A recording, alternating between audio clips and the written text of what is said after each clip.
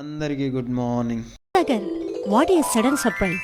నా వీడియోస్లలో అయితే ఇంకా సడన్ సర్ప్రైజెస్ అయితే చాలా ఉన్నాయి. మీరైతే లైక్ చేయండి, ఫాలో చేయండి. రేణిగుంట స్టేషన్ దగ్గరికి అయితే వచ్చేసినాం. టీ స్టాల్ దగ్గర అయితే అందరు చాయ్ తాగుతుంటే మనమైతే బ్లాక్ కాఫీ తాగుతున్నాం వితౌట్ బ్రష్.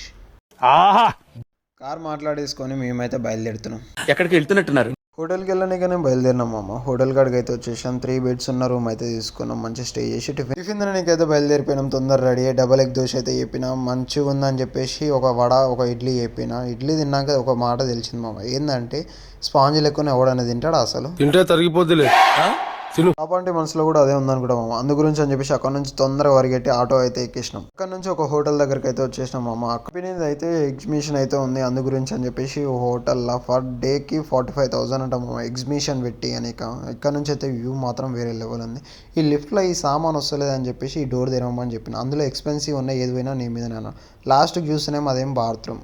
అరే ఎక్కడ తిక్కలోళ్ళు ఉంటారా బాబు అనిపించింది నాకు. ఏం మాట్లాడుతున్నారా నువ్వు? నీకేమైనా బుర్రున్నదారా? మనకి దమాక్ లేకనే మా హోటల్ కాడికి వచ్చేసి లంచ్ అయితే కంప్లీట్ అయితే చేసేసినాం. ఒక స్లిప్ వేద్దామనుకుంటే మా దోస్తు గాడు వచ్చిండు. హాయ్ మామ ఎప్పుడు వచ్చినావు అని అడుగుతుండే తిరుపతికి. స్టమక్ పెయిన్ వస్తుందని చెప్పేసి 2 టాబ్లెట్లు అయితే తీసుకున్నాం. ఒక ఎగ్ దోశ తినేసి ఇంకా వండుకుందాం అని చెప్పేసి ఉన్నాం.